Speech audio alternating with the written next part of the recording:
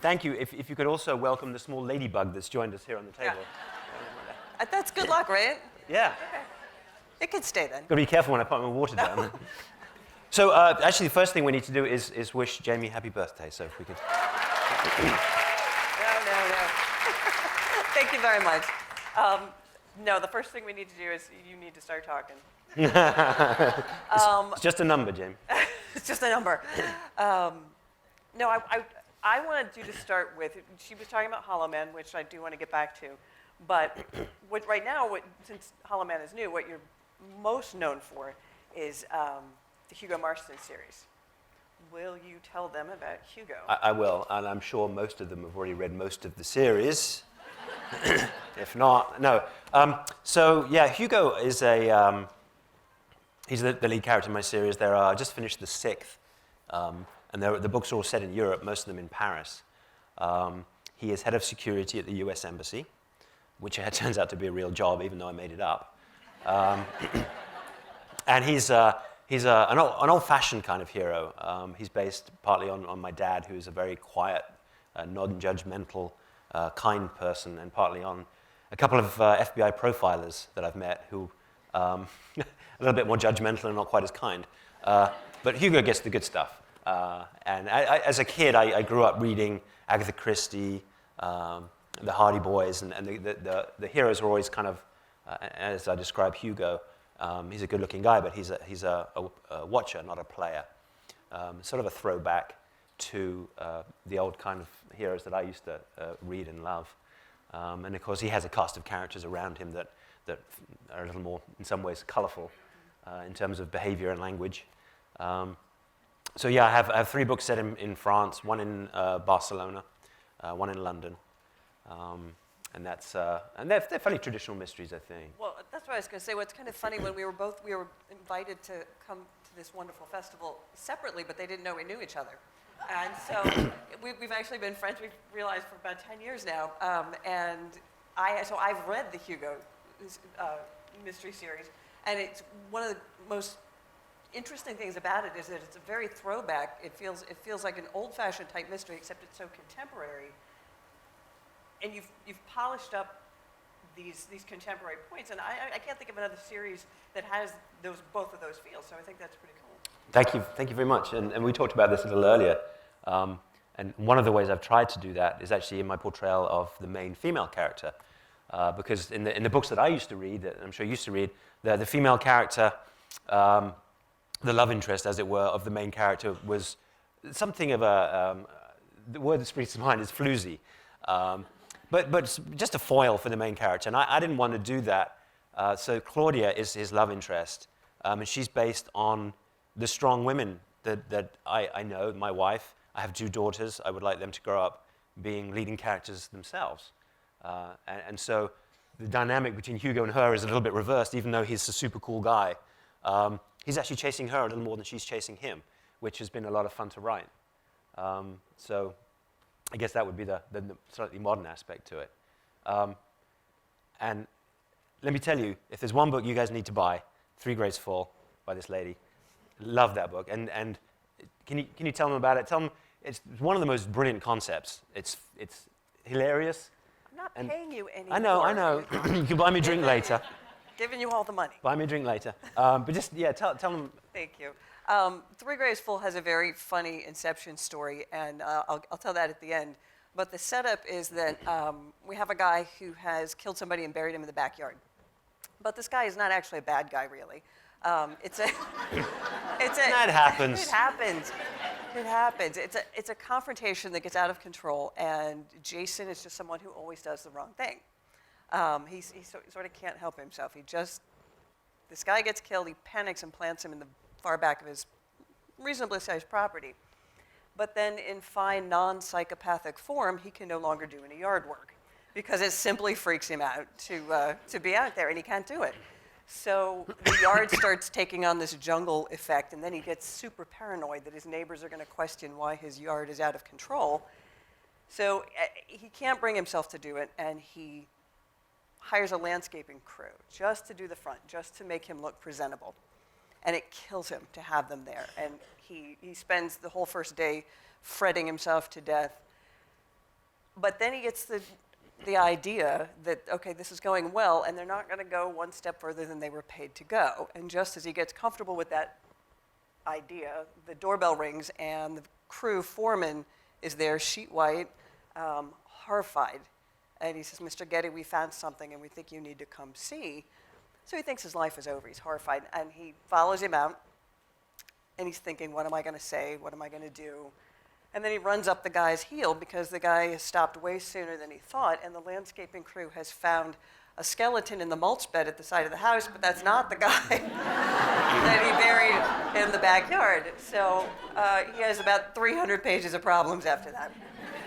And so there's a lot of dark humor. I mean, it's really, Three Graves Full is, I'm the kind of person, if I bang my knee, I just have to laugh at the just enormity of the pain. And so in a lot of ways, Three Graves Full has a lot to do with just nothing goes right for this guy. And his propensity for doing the wrong thing has to try to sort him out. And he does a lot of wrong things. Yeah, it's a great concept, and it's a story wonderfully told. Well, the Inception story is kind of funny. So I was actually working on something else at the time, and I have a critique partner in the UK, and he's a tremendous writer named Graham Cameron, and we swap work.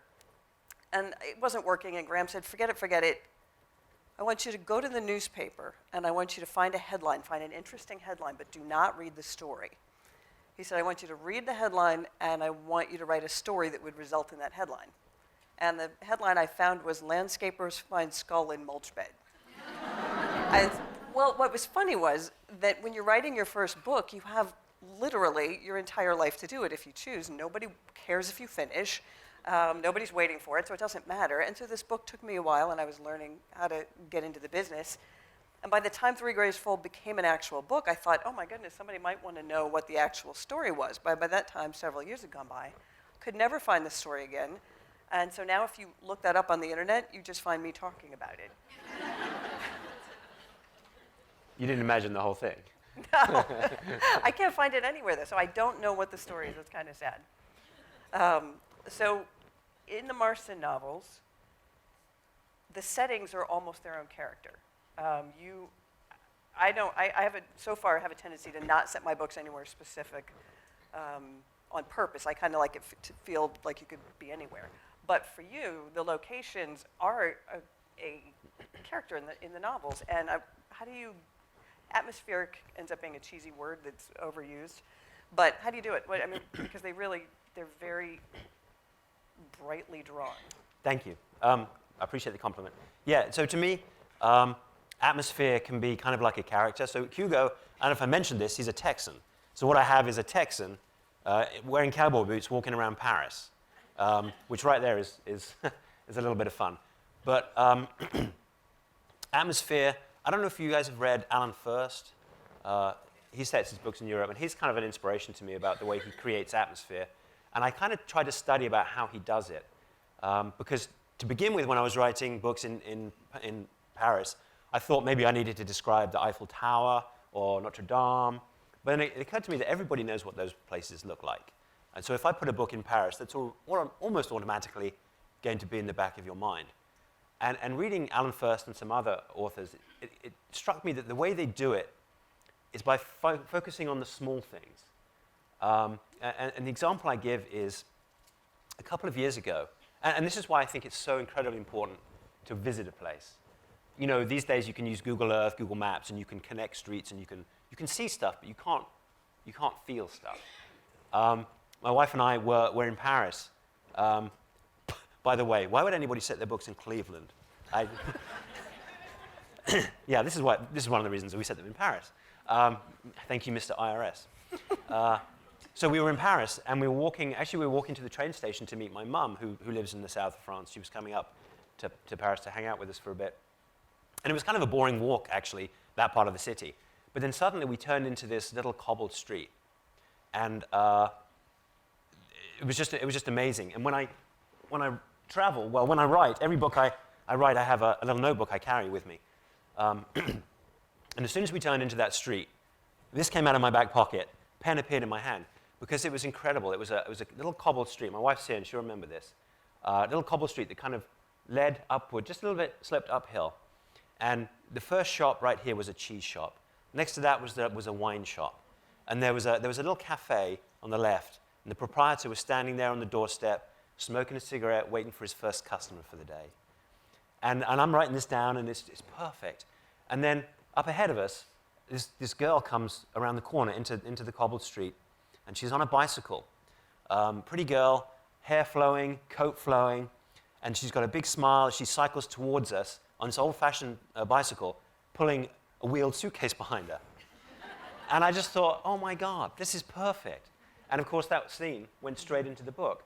And that's the kind of thing, I think if you don't go somewhere, if you don't do the research, you don't see that. And that, when you read that, a passage like that, to me, that's way more real, way more atmospheric than a description of a bridge or a building or something that you haven't. And of course, because I experienced it, I hope that I can put that down on the page a little bit better than if I'd been seeing pictures on the internet. Right, Google Earth. Yeah, which is it's a valuable tool. Oh, sure.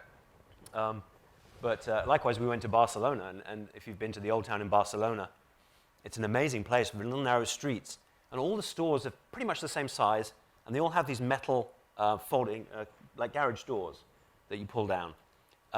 And the shops seem to open at different times of day, and you never know what kind of store it is and when it's going to open. And they're all painted, these metal doors are all painted different colors, and they have graffiti on them. And so walking through Barcelona's, the Old Town, it struck me like I was walking through an advent calendar. Because you never knew what was going to open up. You never knew what you were going to get. It was perfect. And so I just, and again, if you look at a snapshot, you don't see that.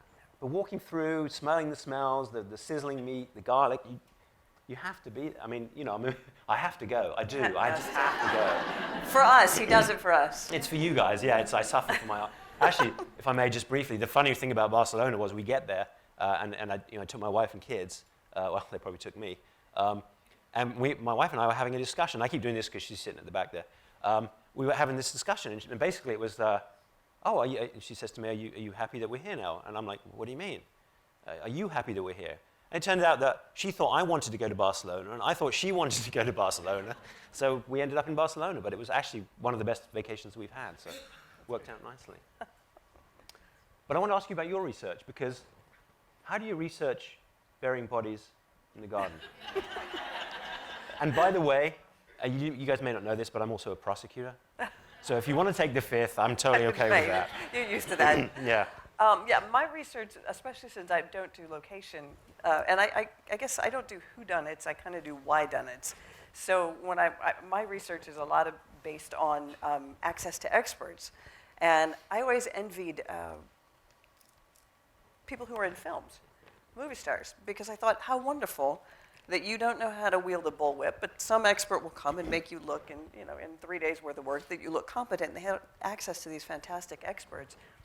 It never occurred to me that writers have the same access. Don't you find that people are incredibly helpful? Once they know what you're trying to do, they're incredibly They're helpful. amazing. People will tell you anything if you tell them that you're writing a book. It's fantastic. And so the body burial was funny. Now, some of the stuff I learned, did you ever read Death's Acre by Bill Bass, Dr. Bill Bass? No. The Body Farm at the University of Tennessee is Okay, it's an incredible book. But so some of the stuff I got through typical research. But some of the stuff in a book while you're writing will not make it onto the page. You will know background, you'll know details that you won't necessarily share because it would be pedantic. And so when Jason digs his hole, in my mind, he has dug a competent grave. I'm thinking kind of a sloppy 7 by 3 by 3. And again, my critique partner, I send it out. I have Jason taking about 3 hours to do this. And Graham says, nope. I'm doing that son of a gun in an hour. And I'm like, you can't dig a 7 by 3 by 3 in an hour. Well, let me just interrupt for a second, because Graham happened, and this hasn't occurred to me before. Graham wrote a very good book about a serial killer, and now he's telling you how long it takes to dig a grave. No. This was before the serial You guys killer. are still friends, Yeah, right? we're still friends. Okay. He's afraid of moths. He's harmless. Oh, okay. Ladybug there, by the way. Doing laps. Okay. So we go back and forth. We're fighting. He's like, no, if my life depends on it, I'm digging that thing in an hour. No, you're not. Yes, I am. No, I'm not. So I said, fine, and I hung up, and I called a septic and irrigation company. And I live in North Carolina, and I said, guy answered the phone with this over-the-top Carolina accent. And I said, I need to talk to someone who knows a lot about digging holes. He said, I've been digging holes 20 years. I said, great. So I said, how long does it take to dig a 7 by 3 by 3? He says, I could do it in about an hour. Did he ask you? Did he ask you why? No, he never asked me why. He didn't seem bothered by this. So he's like, I could do it about an hour. And then I did some cussing, and I said, and then he said, well, no, a lot of that's getting the backhoe off the trailer on and off. I said, no, not with a backhoe, with a shovel. And he said that he could do it in 3 hours, but it would take, he said, triple the time if you don't know what you're doing. So what I have Jason doing is almost impossible. I mean, technically, if the round was perfect, but I left it at 3, but Graham was wrong. I was right. But so, yeah, that's the bulk of my research is, right now I'm writing a 3rd book, and I have a bear fight, a bear attack in a living room. This is based off another news story I found. And so this bear is actually in someone's house. What newspapers do you read, by the way? All over. And yeah, this bear ran in after a dog. And so this guy ended up having to fight a bear in his living room. So I manipulated the story for my own purposes, but I was wondering what a bear smells like. So I'm calling, the Western Carolina Nature Center and things Does like anybody know, by the way? Just you can help her out. And at the end, I got such a varied thing that I just sort of had to pick one. They smell like sweet hay to the, like the most evil skunk. So I just split the difference and made whatever I wanted to be the case. But yeah, so my research is a lot based on access to experts, and it's lovely because people will tell you anything. Yeah, and I'm guessing that anybody who has been close enough to a bear to smell it is not going to be around to complain if you got it wrong. No. That's just a guess. No, absolutely.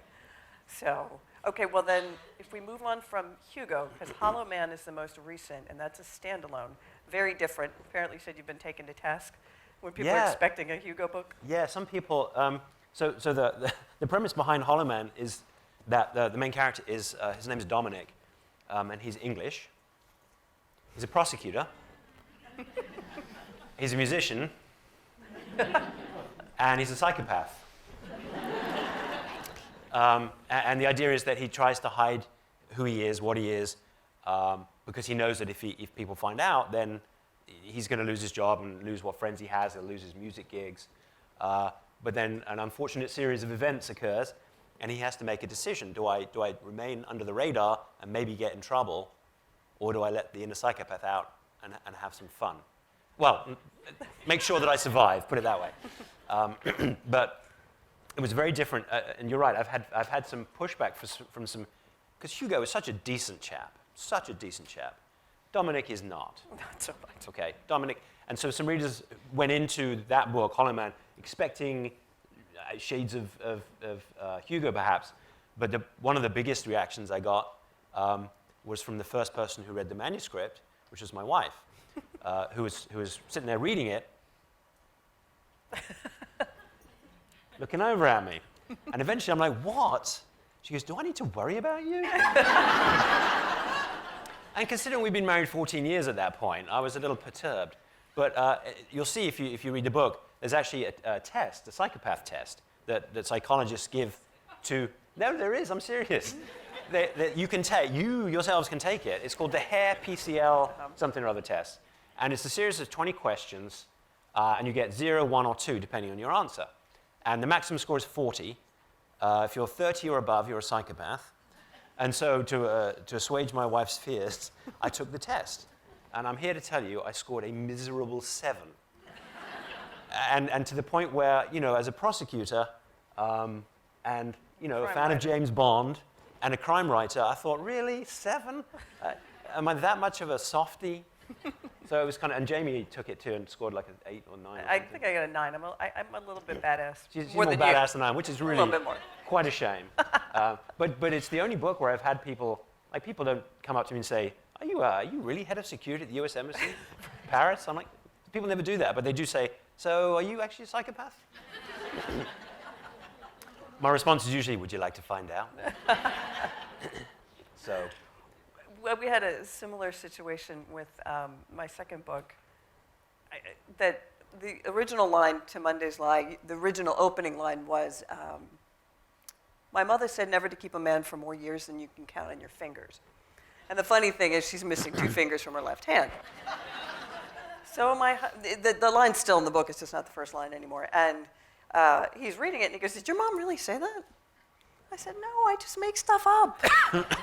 Stop. So yeah, my mother thinks every time I write a mother that it's her, that I killed her, or she's evil, or that she's nice, or that she's a spy, I don't know. So but I said, Mom, even fictional characters have mothers.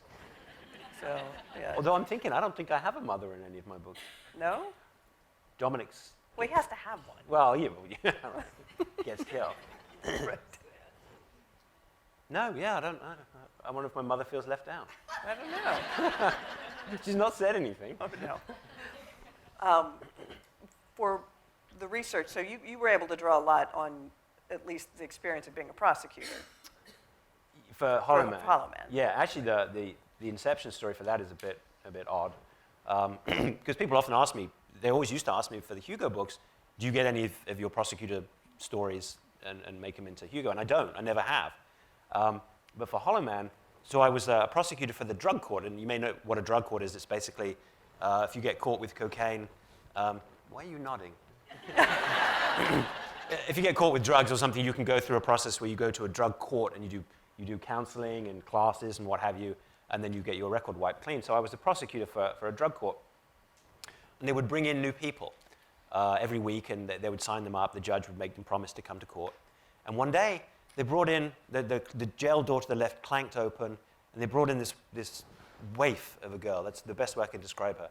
Tiny little, pale, terrified-looking thing in the black and white stripes. She had shackles on, which I thought was a bit of overkill, frankly, because I guess maybe to hold her down in case the wind blew through. So she goes up to the bench, and the judge says, what's your drug of choice? You know, like it's a buffet. So if I can't have that, I'll have this. I said, no, what, no heroin today? Again? So, but actually, heroin was her drug of choice. Right. And here I am being flippant about this stuff. We're awful crime writers, aren't we? It's terrible. Anyway, so she says, yes, Judge, I'll come back next week, I promise. And we finish, go about our jobs for the next week, come back to drug court, and I've pretty much forgotten this. And then we're sitting there waiting for the judge to come in. And then behind us all, the door opens. And this woman walks in. And she's wearing this tight lime green dress with these bright red heels. Her hair is perfect. It's like a 1950s movie star. And she's just got this confidence and swagger to her. And everybody was just blown away. Not just because she was beautiful, but because it dawned on us one by one in different stages of speed that it was the same girl. It was the same woman. And that really got me to thinking about how we present ourselves and how we view people when we first see them. What if I had never seen her in the prison outfit and the shackles? I would have imagined this to be an actress, a model, a woman who has her life in order and everything perfectly controlled. What if I'd never seen her in the green dress? I would have seen her as a wastrel, if that's even a word. And it really struck me the remarkable difference. And so I wanted to create a character who was one thing, and the world saw him as something else. Right. And actually, if you read Hollow Man, you'll see in the author's note that I actually, I guess the acknowledgements, I mention her, and I sort of wish her well, because the sad note to the story is that she never came back. So I think she probably hit the heroin, and that was that. Right. Glad to have brought the conversation down. Very sorry. So we'll move to that. Segue. I'm always really interested in the way, and I know readers often are too, the writing rituals, the process. Right. Because Jamie gets to write at home. She has a wonderful writing space, but every now and again she'll put pictures on Facebook and make me jealous. Do you have, other than that, do you have a process? Yeah, the thing is, you ask 10 authors, and you're going to get 10 different answers. My office is fantastic. I do love my office. But for me, I have to write in complete silence. Some people, I find it horrifying that they write to music, which is perfectly fine. It doesn't horrify me that they shouldn't. I just can't imagine it myself. We actually have a mutual friend who writes all his books in a Hardee's. Which I didn't find. I found out this morning. That's amazing to me. At Hardee's, all of them. But so I work in quiet and solitude and when no one's in the house because I talk to myself quite a lot and pace around. And I find a lot of reasons not to work. This is my ritual. Usually go something like this. I've had my coffee and I go, all right, I'm going to get started, but I'm going to go put in the laundry. And so I come back and then I'm like, I better call my mom because as soon as I get going, she's going to call, and so let's get that out of the way. So I call Mom, and I could really go for a cup of tea. So I go do that, and then I sit down. I'm ready. I'm going to have to put the laundry in the dryer. So so this is me chasing myself around because when I get going, nobody gets dinner and no laundry gets done at all. So I usually write in big chunks, which is not a good, efficient way to do this, but I have a thing to do when I'm either stuck or too reluctant to write. I don't bathe. No, that's not what I do. I shower. I don't like being immersed in water is the deal. So I don't, this is not something I generally do, but if I'm stuck It's also not something you should generally admit. No, sorry. I'm clean. It'll be fine. But what I do is if I get stuck or get too reluctant, I make a very, very strong drink and get into an exceedingly hot bath. And the deal is I'm either going to drown or figure it out. And so far, 100% success rate. I have not killed myself yet. One day, it may happen. One day. A lot of famous people have died in the bath. Yeah, well, I know how I'm going to go. I'm going to sit there until I dissolve. Do you have a word count that you shoot for, or you just... No, if I did, I would drive myself crazy because some days, and I never have... Word count is funny because, I don't even know if readers know what's a typical word count for a novel. It's usually between 80 and 110,000 is a typical size novel for word count, 80 to 110,000 words. But the best day I've ever had, I think, was a 4,000 word day. That's crazy for me because if I can eke out 1,000, 1,200 at a time, that's about the way it works for me. But you are quite prolific, sir. Well, yeah. So I have this job as a prosecutor. I have a wife, I have 3 kids. I play on 2 soccer teams, and I've been putting out 2 books a year.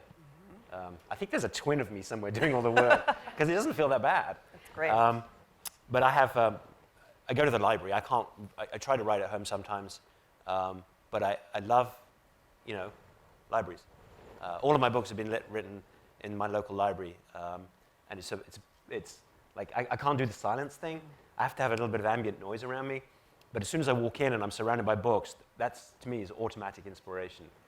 And I love, my local library. I went there for a year, probably not quite a year, writing my first book. And I would go in and kind of nod to the staff and say hello, not really talk to them. And when the book came out, I took them a couple of copies. I said, this is what I've been doing. And they're like, oh, we wondered who you were. Like some creepy guy coming in every weekend. But now they're my best friends, and I've made a couple of them characters in books, and it's a real safe space for me, and this is why I love to come to things like this, right. to appreciate libraries. It's kind of weird not being able to see people very well, isn't it? Yeah. Is anybody probably left? Yeah, so you can probably see us really well, but we're like, hello. It's kind of strange. So I want you to tell the story that came up in the Q&A, just in case it wouldn't come up in the Q&A this time, about the way you name characters. So I hate naming characters, and I have 2 ways of doing it. One is, hey, Sarah, give me a name. And then she'll come up with a name. But if she's not there, or in the library, you can't really be doing that. What I've done in the past is ask my friends, would you like to be a character in a book? And everybody almost uniformly says yes. And at functions like this, too, I will say to people, look, if you want to be a character in a book, and I'm saying this to you now, if you want to be a character in a book, go to my website, send me an email. I'm serious. Say, I saw you talking, my name is so-and-so, this is who I am, just a little bit about you, and then you'll go into my list of names, especially if you have a cool name. But be warned. Be warned. I did this to a group of library people in Texas, and there were probably 100 people there, and they were all way older than you guys. It was all older ladies. And I said, yeah, not young whippersnappers like you. I said, I'm writing a book. It's set in Barcelona, and I need some character names. And they were like, oh, yes, I'll do it. And I said, wait. I'm going to need a couple of dead Spanish prostitutes. And even more hands went up. So I was like, I like this place. And sure enough, a couple of dead Spanish prostitutes wound up in the book. So that's my naming convention. And in fact, in that book that's set in Barcelona, I think almost every single character is either a friend of mine or somebody who I've met at a function like this. Right. Because I detest coming up with names. What do you do? That wouldn't work for me because I really try to avoid names of people I know because then I see them in my head when I'm doing it. So I actually have a tremendous resource. It's a random name generator on the internet, and it comes up. I just ran across. I have to make a character now because it spit out the name Uriel Gersh, which I thought Uriel Gersh is a great name, and I've got to figure out who that guy is. Is that a killer? Do you think? I don't know. I don't know. I thought maybe PI, but I don't know. Oh. I don't know. We'll see. But so I don't do that. I sometimes I run across things. I did have something really strange happen at the end of writing Monday's Lie. My editor asked for a more physical description of this one particular character. And for some reason, I didn't want to describe him directly. So I wrote a little passage where the main character compares Paul to one of her favorite teachers and contrasts them. So you know what Paul looks like because you know what this teacher looked like. And I just had to give him a name. It was a throwaway. It didn't matter at all. So I sort of opened up my focus, and just memories and things I'd seen came by. And I grew up in the Washington, D.C. area. So there was a sign in Northern Virginia, Noakes Boulevard, N-O-K-E-S. So I thought, okay, well, he could just be Mr. Noakes. That works. And I don't know why I decided to add an A. So I made Noakes, N-O-A-K-E-S, and saved the document, sent it off to my editor. 6 hours later, I get an email from a guy in England who had read Three Graves Full. He was sending me a nice note because he'd enjoyed the book. Swear to God, his name was Noakes, Mr. Noakes, N-O-A-K-E-S. I thought I was having M-O-U-S. Sorry. I thought I was having a brain event. I thought, did I imagine that? Did this really happen? You're too old for imaginary friends. I was a little scared, and so I had to double check that I had actually named him Noakes. So I told him, I said, well, apparently you're in my next book. So that's nice. And you stayed in touch with him? I did. We're friends on Twitter. How cool is that? Yeah, it's great fun. It's great fun, and it is fun to be able to work bits of real life into stories. I think I don't know how much you some of your work, but for me, one of the great things about being a writer is nothing is wasted, and I am not clever. I'm the kind of person who thinks that the great come back 11 hours after I can't use it anymore, but it can go in a book, so nothing is wasted. And one of my favorite things that I got to use from real life is I'm not very graceful. I'm not very coordinated, and I don't dance or anything. They don't let me. I said, this is me trying not to fall down right now. So one day, this is years ago, my husband used to travel for work, and I'm on the phone with him, and this is back in the day when the phone was still attached to the kitchen wall.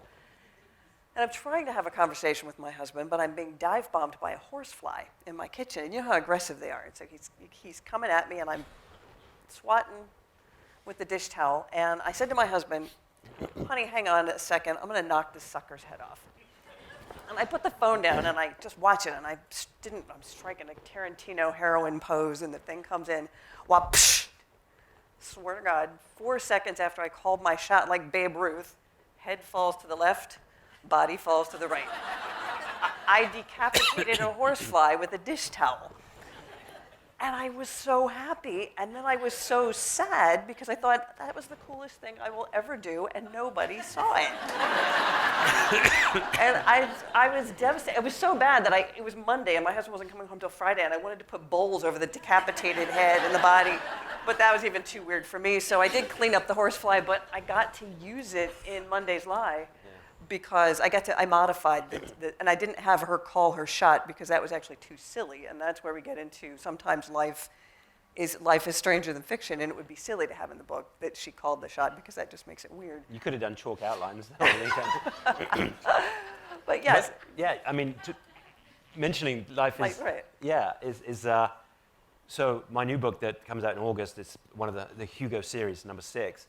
my editor wanted me to return to the theme of books. The first novel is called The Bookseller, and it's about a bouquiniste, a bookseller who goes missing. And he loved the idea of returning to, because readers love books, right? So why not have a mystery involving books? So I decided to set a novel at the American Library in Paris. And this relates to the idea that something's a little too good to be true. So I email them, and I say, hey, you mind if I kill somebody in your library? And they were all over it. Yeah, great, super, do it. And they said, if you come to Paris, we'll give you a tour of the library. Sarah, book tickets to Paris. Done. So we go over there and we book an apartment in the same arrondissement. And it comes to be the day for the tour, and I get out my phone and I map it, and I'm like, oh, 653 feet. I guess it's in this building somewhere. Sure enough, it was. So I know, great planning.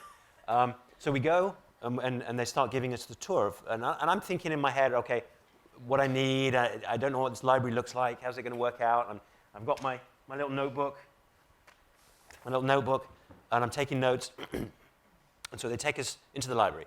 We go through the stacks, and we get to the back of the building. And there's a staircase leading down. And we stop. And I'm like, what's down there? And they kind of look at each other. That's the basement. Can I see the basement? I guess it's just a little creepy down there. Really? Then let's go down. So we go down to the basement. Sure enough, it is a little creepy. And on the way down, I'm telling them, you know, my story is basically it's going to be a real old-fashioned locked room mystery. There's going to be somebody in a room, door's locked from the inside, he dies, no one knows how or why. And they're like, well, that's funny, because in the corner down here, in the basement, we have an atelier. We call it the atelier. It's just a little room that we store things in. I'm like, really? That's perfect. So sure enough, there's my little writing room. And then we're coming back, and there's a little offshoot over here. And I'm like, oh, what's through there? Oh, no, that's just the boiler room. There's nothing interesting in there. So, of course, I go and look anyway. I'm coming back, and there's this doorway. And I say, you didn't mention this. What's this door? Oh, that's our secret door. First of all, you didn't think to mention the secret door to the mystery writer? And I'm like, you're kidding me. This is a secret. Yeah, oh, yes, our secret door. Well, where does it go? Oh, we can't use it. We can't. It goes into the American University next door. We're not allowed to use it. We're not. Do you have a key? Well, yeah, we do. We have a key. So my mind's going, and I'm thinking, who has access to this key? Just curious. Anybody have access to the key? Oh, well, no, just the people who work here and the volunteers. Next question. How many people work here and how many volunteers are there? Well, there's 11 full-time staff, and we have over the course of a year about 100 volunteers. So I have a huge pool of suspects, right?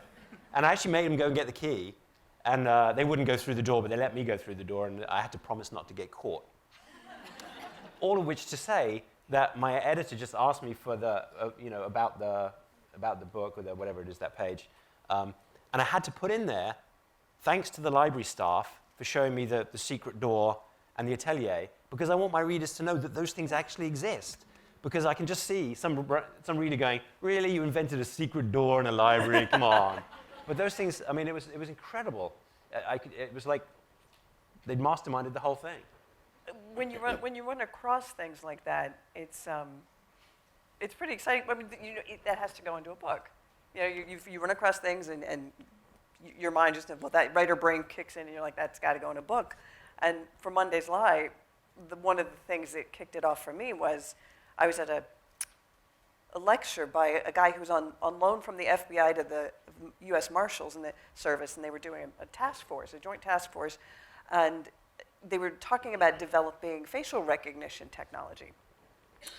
And this was back in 2008 or 9, and it's very hard to have a computer do what we do. And what he was telling us was that every cognitively normal human being processes faces the same way, top down, left to right. Everybody does it. Doesn't matter if you're left-handed, right-handed, we all do it the same way. And as an aside, I always give this when I'm telling this part of the story, there is one other creature that looks at, that processes top down, left to right, but it doesn't do it to its own kind. It only does it to human beings. and it's the domesticated dog. They look at us the way we look at each other. They don't look at other dogs that way, and they just do that. So I thought that was great. But what they were explaining to us was that, so top-down, left-to-right processing, and they were, if I've never seen you before or if I haven't seen you in a long time, functional MRIs show that what my brain actually does when I see you is it compares you against every face I've ever taken note of in my life. But it does it very fast, and they can't figure out how to duplicate it, so they were trying to find shortcuts. And fascinatingly, if you turn a photograph upside down and you load that person into your head, chin to forehead, right to left, all the information you know about them will be recalled instantaneously if you load them in backwards. Doesn't matter what they do to disguise themselves. They can put on a hat, glasses, change their hair, grow facial hair. They can age, and you will have essentially next to instant access to them. So I thought, well, that has to go in a book somewhere. Got to find somewhere to use that. Can I use that to help remember people's names, which I'm so terrible at? Yes, actually, That will do it? all the relevant, the basic information that you know of them will be so much quicker access if you load them in upside down. So do they do their headstand or do I? That's negotiable. And there's going to be them, Yeah. trust me. So, big picture question. Yes. Because we had Eric Larson yesterday. Were you guys all here for the Eric Larson? Yeah. Well, we had the privilege of having a couple of drinks with him last night. Just one, I think it was. Just one. Big one. Yeah, well, just one bottle. Super chap. We talked a lot about nonfiction and the importance of like history and preserving that and presenting it. What about fiction? Does that matter? I actually think it does. I feel of fiction that it is like exercise for empathy, for outrage. It's just like going to the gym. You lift a weight over your head 20 times. That's kind of stupid. There's nothing 20 pounds that needs to go up and down 20 times, but what you're doing is exercising those muscles for the occasion that you might need them. And I feel like fiction, we have a limitless capacity for reaction. So empathy, outrage,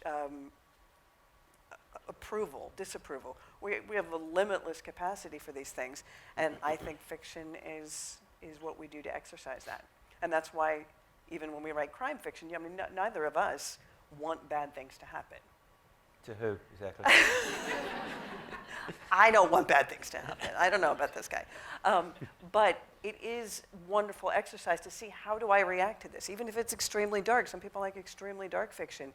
And I don't think that it is necessarily ghoulish to plumb your reactions for these.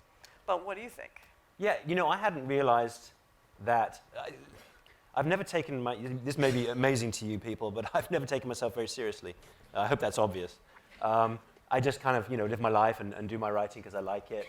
And I hadn't realized that even with a mystery novel, that it affects people, that they connect. And the best example I have of that is from last year when I got an email from a book store owner in Wisconsin who wrote to me and said, my dad is a huge fan of the Hugo Marston series. And I know your next book comes out in June, but he's not going to be around in June. And of course, my first thought is, please tell me he's traveling, please tell me he's traveling. Sadly not. But she asked if I could get an advanced copy to him so he could read it before he had liver cancer. And so, of course, I'm like, yeah, of course, I'll rewrite the whole book if I need to get it to him. But I did. I contacted my publisher, and they sent me one, and I sent it to him. I signed it and sent it to him and wished him well. And he emailed me as he was reading it. He was super grateful to get it. And to me, it's just another book I've written. But he was super grateful to get it, and he wrote and he said, I don't want to pick it up because then I'm going to finish it, and then I'm going to be finished with Hugo. And I'm like, you're killing me, dude. You're just breaking my heart. And as we got towards the end, I sort of said to him, I emailed him, and I said, you may not be around after June, but my next book will be. How would you like to be a character in it? So, I know, it kills me. It kills me. And he was like, oh my God, I'd love that. And so I said to him, look, I do this, I let people be characters in my books, but I don't let them choose the character because I have to choose, because I have to fit you in where you fit in. I can't tell you his name because then you'll know. Damn it, I told you his gender. Anyway, you'll forget. You've got 5 books to read before you get to this one. So I said to him, you can choose. And he wrote back and he said, dear Mark, I've lived my whole life trying to be a good person, trying to be a good father, trying to be a good member of my community, trying to do the right thing. I want to be the bad guy. Right? So in book 6, which comes out in August, this gentleman is the bad guy. I'm mildly concerned because we haven't told his family. But I kept the email so I can say, no, he wanted to be the bad guy. But and it's a lovely story, and it makes me feel, and that was really one of the first times I really felt like, wow, we can actually connect with people. I can connect with a guy who I didn't even know existed. And I can do something for him, and he can do something for me, and it's over a book, it's over fiction. So absolutely fiction matters. And it made me think that of all the art forms, and I don't know that I obviously am prejudiced towards our art form, but visual art and music tends to be in the reaction, in the receiving of it to me, and you can tell me if I'm ridiculous, but you bring what your own mood is and what your own past is, much more so to visual art and music, in my opinion, than to the written word, because I suspend myself to get involved in the world of a novel. So if you write it right, which he does, time, space doesn't matter. I have an experience in my head that is, if you do it right, if you do your job right, that is not dependent on my internal state. It's dependent on yours. So we have the same moment in our heads, and that's, I don't know, that's kind of the way I feel. That reminds me of what Eric was saying yesterday about even if you know the Titanic sinks, right. You can read a whole book about it, maybe hoping that it doesn't. Right. Because a well-written book right. suspends everything. It suspends reality, and the author can take you deep into, right. which is why, I'm sitting here almost crying in front of 200 people, and people will still ask me, am I a psychopath? I think on that heavily existential note, we should turn over to questions. You think? Oh, yeah, let's do some questions. Oh, there are people here. Yay!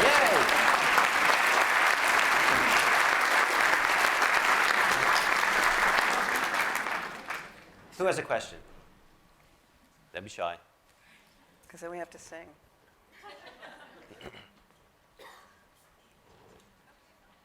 Well? Oh, there's a gentleman.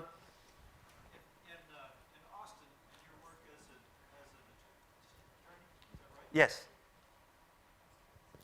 How the devil do you manage to accomplish both writing and doing that job, which is also Well, yeah, that's a good question. I get asked that occasionally.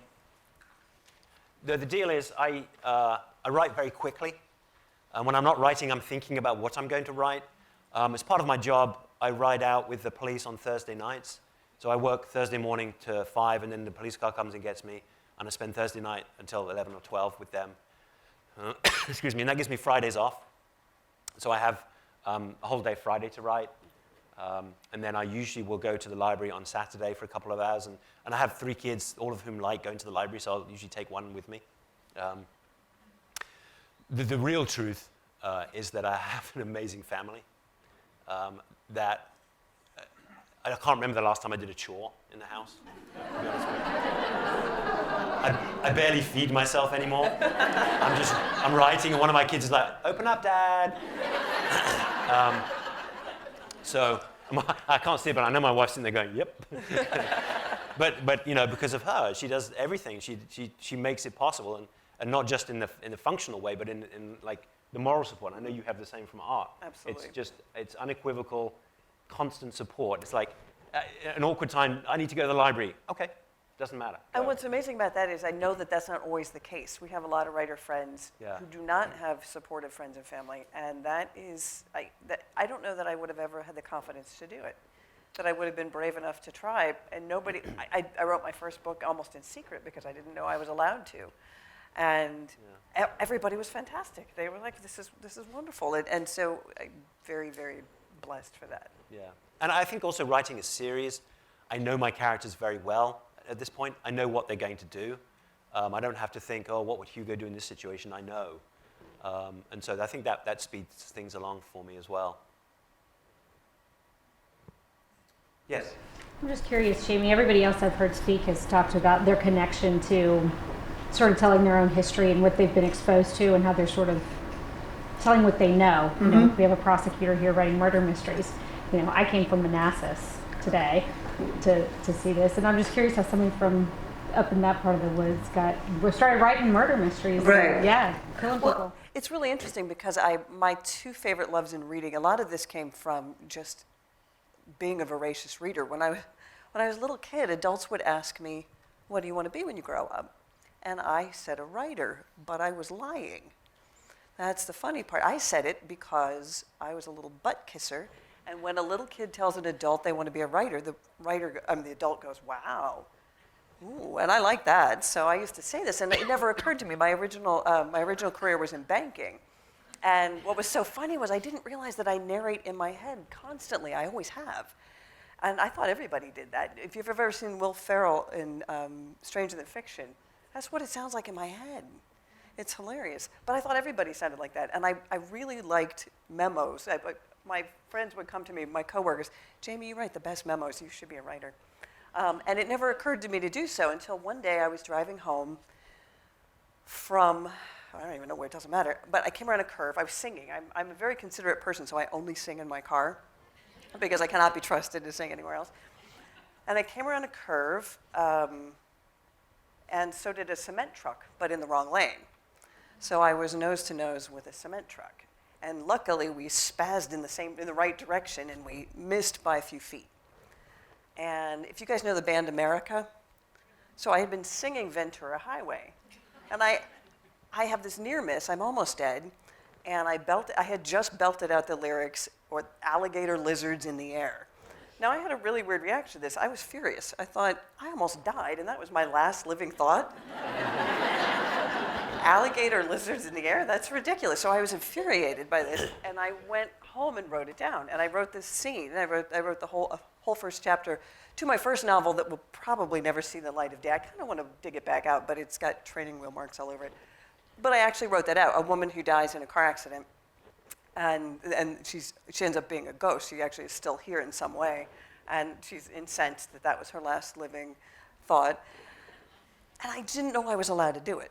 So I just did it in secret, but I would let out little hints, and again, everybody was so supportive. And so the murder mysteries, I really read either suspense and crime fiction or literary fiction. I love literary fiction. So those are my two big genres, and I kind of mush them together a little bit.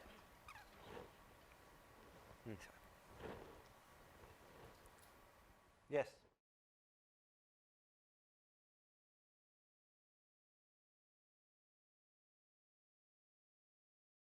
Oh, that's just from watching a lot of movies.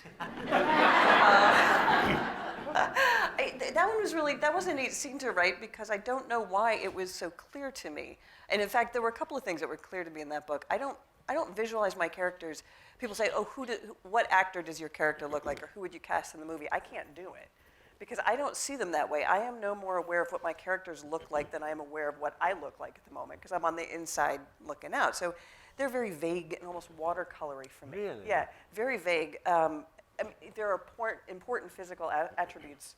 I'll know that, but I'm not terribly aware of what they look like physically, except in Monday's Lie, Brian Menery kind of looks like Clive Owen to me.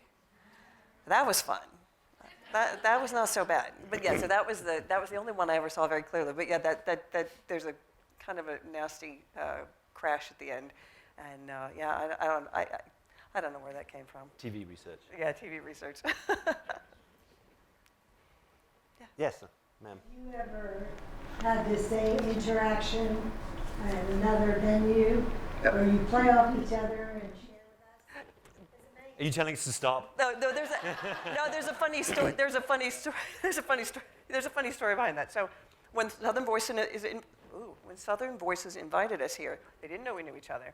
And about 2.5, 3 weeks ago, we got a note. We both got the same note with the names reversed. And they said, well, we're going to have you present together. They didn't know we knew each other.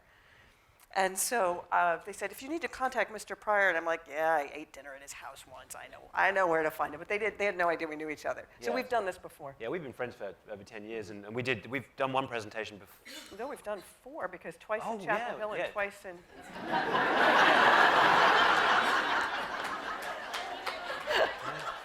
I'm not the counting sort.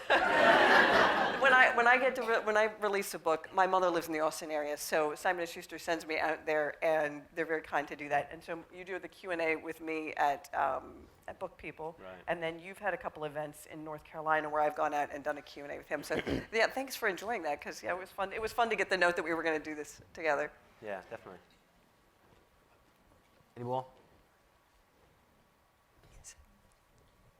What were some of the questions that you flunked on the test to see whether or not you were a psychic? What do you mean by flunk? Do you mean do I get points when I flunk? No, it's actually an interesting test. What questions do they have on that? And let me explain how I can write a psychopath when I'm being a big softie. I actually work with a gentleman who's a psychiatrist, and his job is to work with psychopaths, essentially, to diagnose them and then tell us about them so we can lock them up. Well, I had a case with him where this 15-year-old had shot two kids. And we put on a trial, and I called him as a witness. And beforehand, I said to him, is this kid a psychopath? And he goes, well, we don't actually diagnose psychopaths before the age of 18 because kids generally show a lot of the same. It's all about me, I don't care about you. And I was like, oh, actually, that makes a lot of sense. But then I kind of look at him, and he goes, but as soon as this kid turns 18, yeah. So that was very helpful. And then I had one other source that you guys actually may have heard of. It's a woman who's a law professor in Texas. She was on Dr. Phil because she wrote a book about being, she terms it sociopath. My doctor friend tells me there's essentially no difference. So she has a blog, and she's written a book about being a sociopath. So I emailed her and said, what I was doing, can I hit you up for questions? Because as I said, Dominic is a musician and a psychopath. And I had the question, because when you and I listen to music, it can really affect how we feel, right? We can listen to music that makes us happy, makes us sad, makes us remember things. And I wondered whether a psychopath, because they don't feel those things, can they enjoy music? It was a real question that I had. And she wrote back and she said yes. She enjoys music in a more mathematical way. She appreciates like how it's structured, that kind of thing. And in the book, the way I phrase it, I think, is that Dominic enjoys music the way we would if we stood next to a loudspeaker. It's a physical feeling as opposed to an emotional one. But I had some other questions for her. And every time I got an email from her in my inbox, I was like, oh, God, I'm scared. And I always do this to people who help me. I offered to send her a copy of the book. And I was just suddenly terrified because I thought, well, if I send her a copy of the book, I have to have a return address on that, and she'll know where I... No, just put your publisher's address on. Oh, I That's could. what did. She ended up downloading one. I'm like, oh, great, you're paying for it. That's fine. Happy with that. So, yeah, have a look online. You can look up the test. It's do you have concerns about yourself? Or? You seem very nice. The lady next to you is looking a little worried.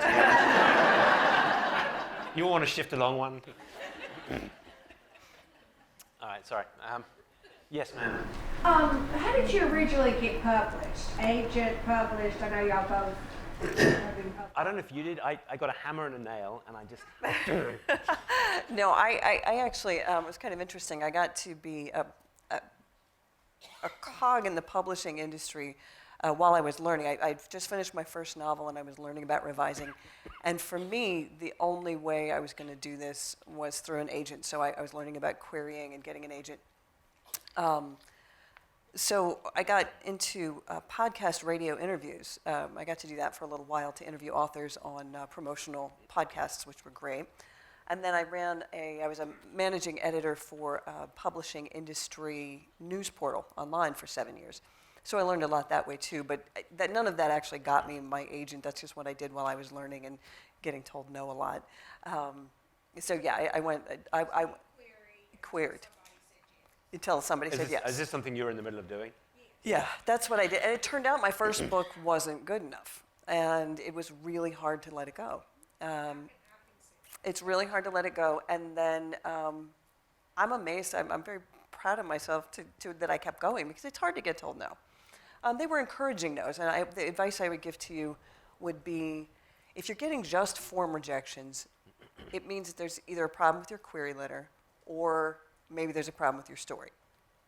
If you're getting almost any good feedback, even if they say no, you're on to something. You're getting somewhere. I don't know if you agree with that. Yeah, absolutely. I mean, for me, I wrote, I always talk about the bookseller being my first novel. It's not, it's my fourth. Wow. The first three, what do you think, Sarah? 500 rejections from agents, I probably? had 100. I mean, it's ridiculous. It's a ridiculous business to get into. But I just kept going because I had this kind of Forrest Gump attitude of, rejection. It brings me one closer to an acceptance. Right.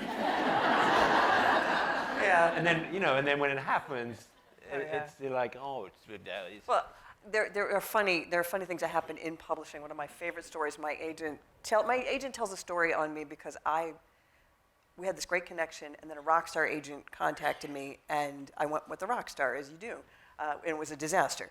So I went back to her, and she always says that she cried when I rejected her, and I cried when I sent the email, but she got me back years later because when you're a writer, you've never seen anything more pitiful than a writer whose book is out on submission, because this is the way you are with your email.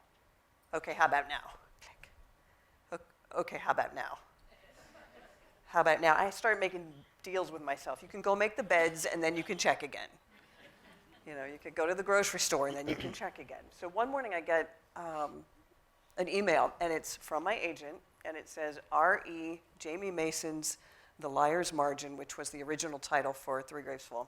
So it says, from Amy, R.E. Jamie Mason's The Liar's Margin, and then it said, finally, some good. You know how you see the first couple of words of the email? Finally, some good. And I was like, oh, yeah, click. So help me God, the next word was weather.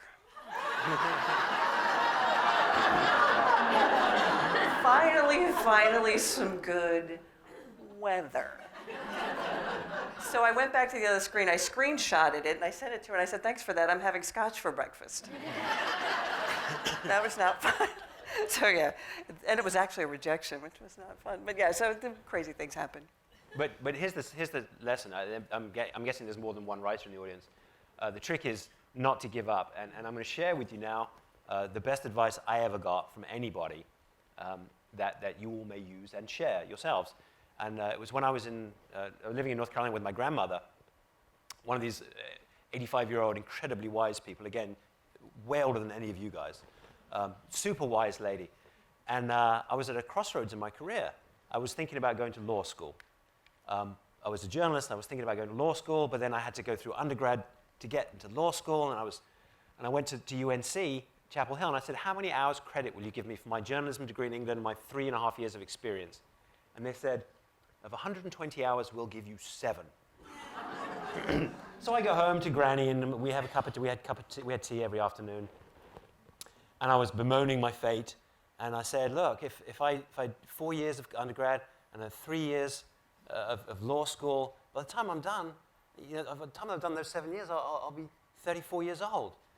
And she looks at me, she goes, well, how old will you be in 7 years if you don't do all that stuff?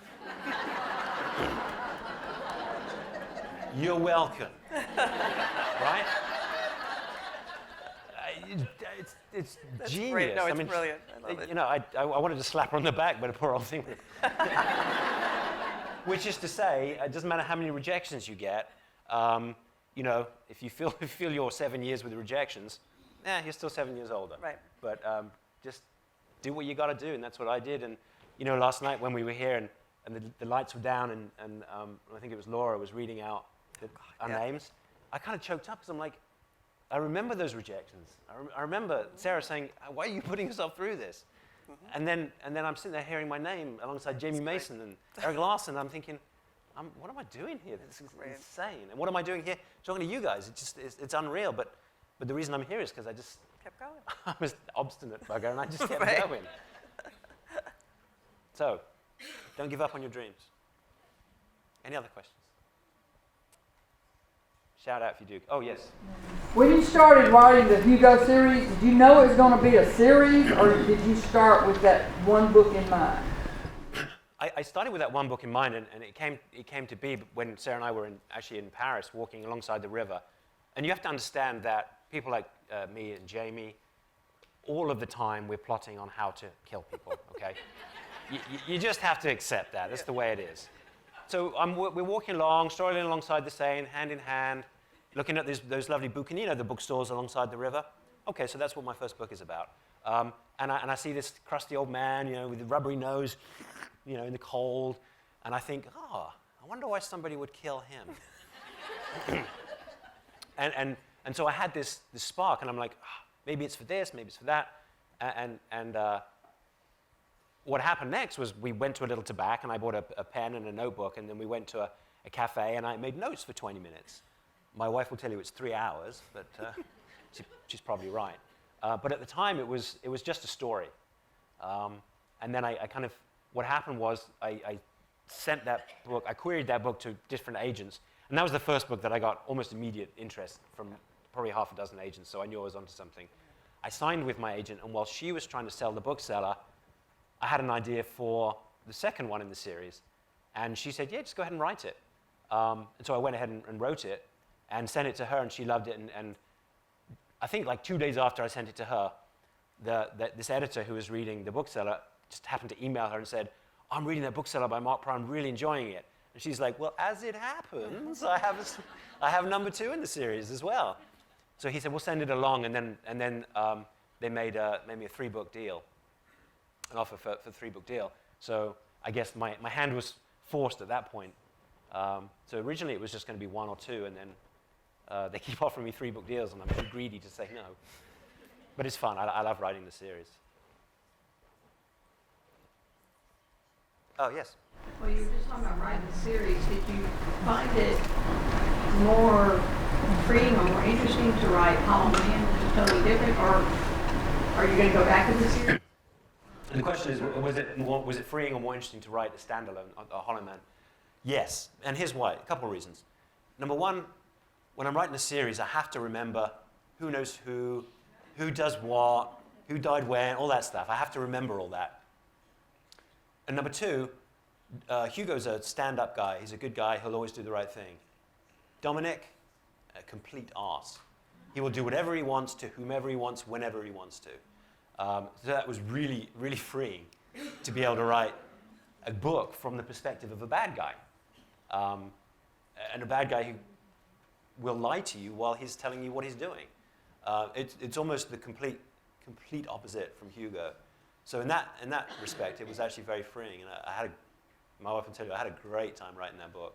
Great time.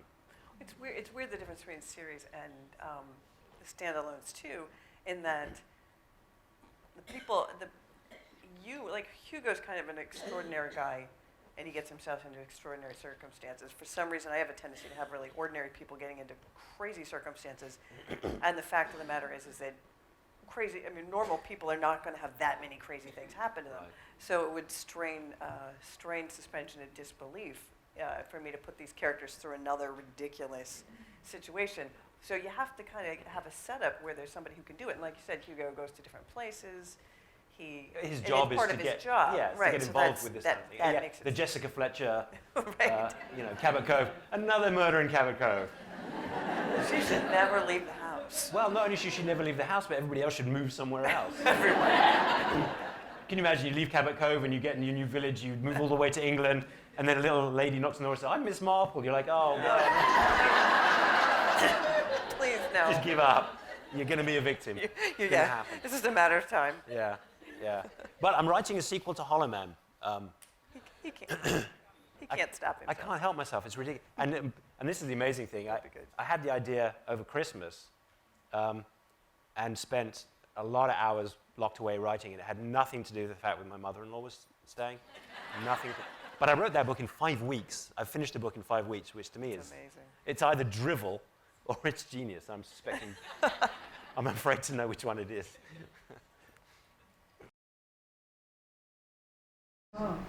What is the sequel called? Oh, what is the sequel called? Do you start with titles? Yeah, I have to have a title. Oh, yeah. I do. I have to have a title. And I didn't have one for a while for this one. There's a phrase, I don't know if you've heard it, it's called "Three can keep a secret when two of them are dead." So the title right now is "Three Can Keep a Secret." That's good. I like it. You like it? Thumbs up? All right. All right, thank you. Can you come back and I can run some more ideas by you? Right. Anybody else?